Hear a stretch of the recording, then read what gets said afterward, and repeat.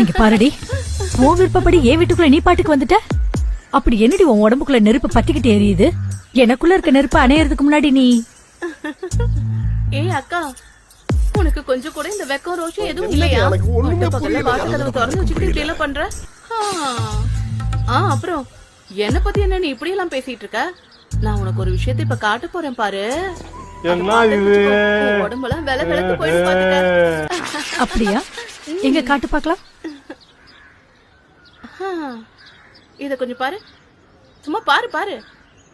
Evidence வேணும்னு கேட்டல, இந்த இருக்கு பாரு எவிடன்ஸ். இப்ப நெருப்பு அப்படியே பத்திக்கும் பாரு. என்ன பாத்தியா? இந்த புடி. இதுல கண்ணும் தெரியல, மூக்கும் தெரியல, என் புருஷ முகமே தெரியல, ஏன் பைக்கு கூட தெரியல. இத போய் நான் எப்படி நம்புறது? அது வந்து அது வந்து பிட்டோட அம்மா இருக்கால, அவ கூட இது மாதிரிதான் என்கிட்ட எவிடன்ஸ் கேட்டா. அவளும் ரொம்ப அடம் பிடிச்சிட்டு இருக்கா. அவளுக்கு அப்படி ஒரு எவிடன்ஸ் கொண்டு போய் கொடுத்தேன். அவ்வளவுதான். அதோட அவ்வளவுதான். நான் என்னன்னு சொல்றது? இப்படி எல்லாம் சொன்னா நீ கேட்க மாட்டல. நான் உனக்கு புரிய வைக்கிறேன்.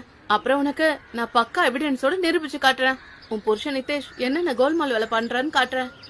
நீ ஒரு வேலை செய், நீயே நேரடியா வந்து அதை பாரு. இன்னைக்கு சாயந்தரம் 6 மணிக்கு சவுக்குக்கு வந்துரு. அப்ப உனக்கு காட்டுறேன் பாரு. அப்ப இருக்குடி உனக்கு.